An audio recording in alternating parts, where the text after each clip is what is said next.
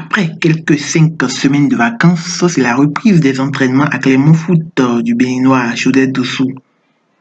Le 17e du championnat est donc en pleine préparation pour la prochaine saison qui s'annonce assez rude pour le maintien puisqu'il y aura 4 clubs qui vont descendre en Ligue 2.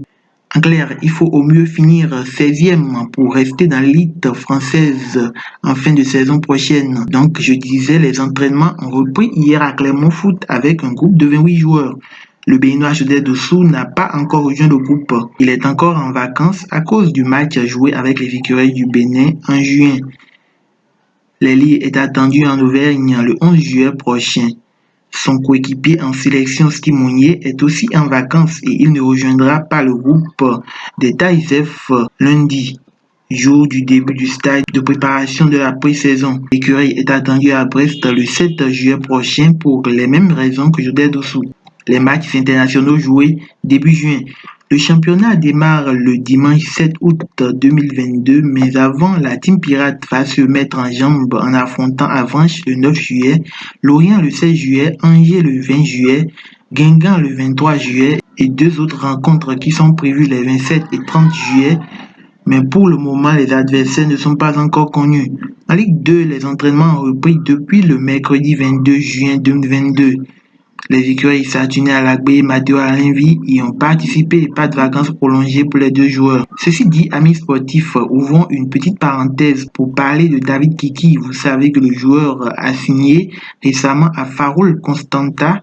Et bien, figurez-vous que l'arrière gauche a déjà marqué son premier but dans le club roumain. C'est à l'occasion d'un match amical contre Brasov. Match gagné 3-1 par le club du Béninois. Le but de Kiki est de toute beauté, une superbe reprise de volée qui n'a laissé aucune chance au gardien adverse. Fin des jours, nous ouvrons maintenant le chapitre transfert.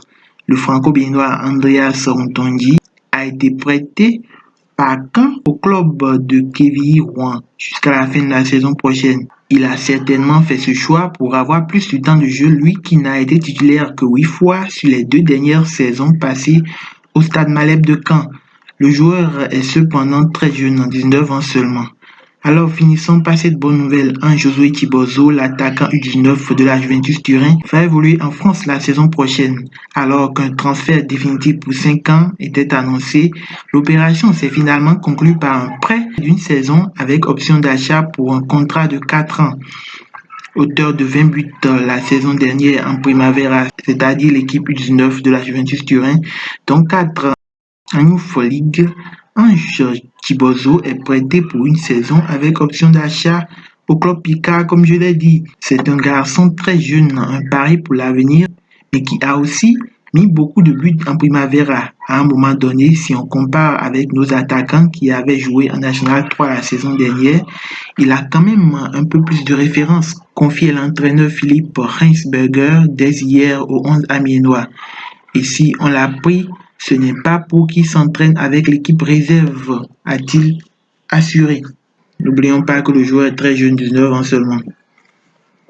Alors amis sportifs, c'est la fin de ce récap de l'actualité des écuries. Si vous avez aimé, n'oubliez pas de liker et abonnez-vous. À très bientôt.